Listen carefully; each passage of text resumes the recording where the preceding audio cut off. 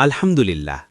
দক্ষিণ ২৪ পরগনার ঐতিহ্যবাহী প্রতিষ্ঠান মাদারপাড়া রহমানিয়া হেফজুল কোরআনিয়া মাদ্রাসা এর উন্নতিকল্পে ৫১তম বর্ষের ঐতিহাসিক মাহফিলের প্রস্তুতি এখন পুরোদমে চলছে। ফুরফুরা শরীফের পীর সাহেবের শুভাগমনে এবং পীরে কামেল শাহসুফি আলহাজ ফকির সাহেব রহমতুল্লাহে আলাইহের শ্রণনে আয়োজিত ঐতিহাসিক মাহফিলে ওয়াজ ও ইসালে সওয়াব।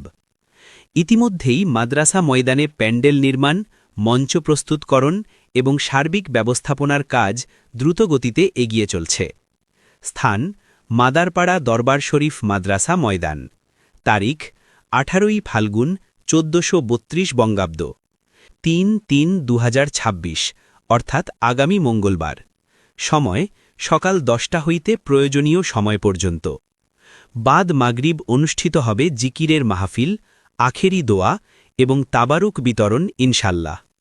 এ মাহফিল শুধু একটি ধর্মীয় অনুষ্ঠান নয়, এটি আমাদের ঈমানী চেতনা, ঐতিহ্য ও আধ্যাত্মিক বন্ধনের এক মহাসম্মিলন।